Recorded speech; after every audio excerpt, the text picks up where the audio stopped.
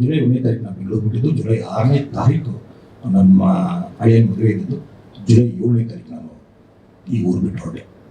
But ನನ್ನ ಹೆಂಡತಿಗೆ ಹೇಳಿದ್ದೆ, ನಾನು ಎಲ್ಲೋ ಹೋಗ್ತಾ ಇದ್ದೀನಿ, ಏನೋ ಮಾಡ್ತಿದ್ದೀನಿ, ಸಾಯಲ್ಲ, ಬದುಕ್ತೀನಿ, ವಾಪಸ್ ಬರ್ತೀನಿ, ನನ್ನ ಮೇಲೆ ನೀನು ಕೇಳು ಅಂತ ನನ್ನ ಹೆಂಡತಿಗೆ ಒಬ್ಬಳಿಗೆ ಹೇಳಿದ್ದೆ ನಾನು.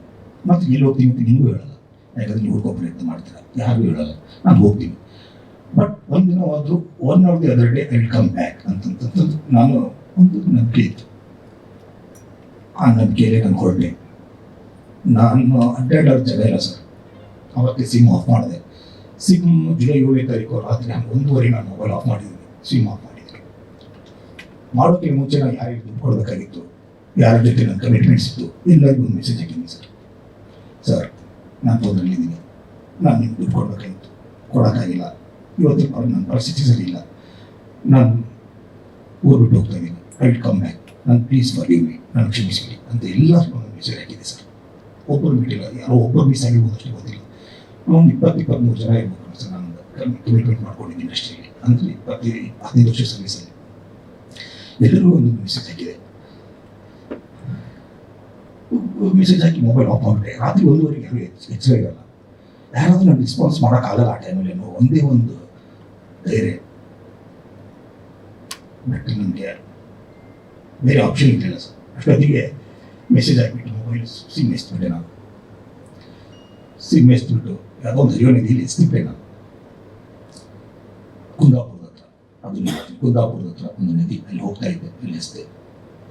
ಅಲ್ಲೊಂದು ದಿನ ಇದ್ದೆ. ಅಲ್ಲಿಂದ ನಾನು ಸೌದತ್ತಿ ಎಲ್ಲಮ್ಮ ಬಂದೆ, ಎಲ್ಲಮ್ಮ ದರ್ಶನ ತೋಟೆ.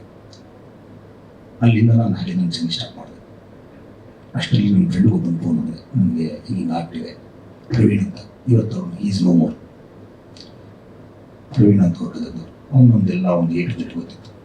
ಅವ್ನು ಹೇಳಿದೆ, ಹಿಂಗೆ ಆಗ್ಬಿಟ್ಟಿದೆ ಕಣೋ, ನಾನು ಊರು 1% ಬಂದುಬಿಟ್ಟಿದೆ, ನಾನು ಬಿಡ್ತಾ ಇದ್ದೀನಿ, ಸ್ವಲ್ಪ ದುಡ್ಡು ಕೊಡೋ ಅಂದರೆ ಕೊಟ್ಟ. ಒಂದಿಷ್ಟು ದುಡ್ಡನ್ನು ಅರೇಂಜ್ ಮಾಡಿದೆ. ಆ ದುಡ್ಡನ್ನು ತಗೊಂಡು ನಾನು ಹೊರಟೆ. ಒಂದು 50,000 ದುಡ್ಡು ಇತ್ತು. ನನಗೆ ಒಂದು 10-15 ಜೀವನ ಮಾಡೋಕ್ಕೆ ನನಗೆ ಏನು ತೊಂದರೆ ಇರಲಿಲ್ಲ. ಆ ರೇಂಜಿಗೆ ಹೋದೆ. ನನ್ನ ಕಡೆ ಒಂದು 50,000 ರೂಪಾಯಿ ಇತ್ತು. ಮದುವೆ ಬಂದ ಸ್ವಲ್ಪ ಖರ್ಚಾಗಿ ಒಟ್ಟು ಎಲ್ಲನೂ. ನಾನು ಕೊಲ್ಲಾಪುರ್ಗೆ ಹೋದೆ, ಸೊಲ್ಲಾಪುರ್ಗೆ ಹೋದೆ, ನಾಂದೇಡ್ಗೆ ಹೋದೆ, ನಾಗ್ಪುರ್ಗೆ ಹೋಗಿದ್ದೀನಿ, ಕಾಶಿಗೆ ಹೋಗಿದ್ದೀನಿ. ನಾರ್ತ್ ಇಂಡಿಯಾ ಎಲ್ಲ ತಿರುಗಿಬಿಟ್ಟಿದ್ದೀನಿ ಸರ್. ನಾನು ಒಂದೇ ಪ್ಲೇಸಲ್ಲಿ ಒಂದೇ ದಿನ ಒಂದಿಷ್ಟು ದಿವಸ ಇರ್ತಿದ್ದೆ, ಮತ್ತು ಬೇಜಾರ ತಕ್ಷಣ ಕೊಟ್ಟಿದ್ದೆ. ನಾನೊಬ್ಬ ಇಂಜಿನಿಯರ್. ನಾನು ಇಂಜಿನಿಯರ್ ಇರೋದ್ರಿಂದ ನನಗೆ ಸ್ವಲ್ಪ ಲ್ಯಾಂಗ್ವೇಜ್ ಪ್ರಾಬ್ಲಮ್ ಇರಲಿಲ್ಲ. ನಂದು ಹಿಂದಿ ಚೆನ್ನಾಗಿದೆ, ಇಂಗ್ಲೀಷ್ ಒಂದು ರೇಂಜಿಗೆ ಮ್ಯಾನೇಜ್ ಇದೆ.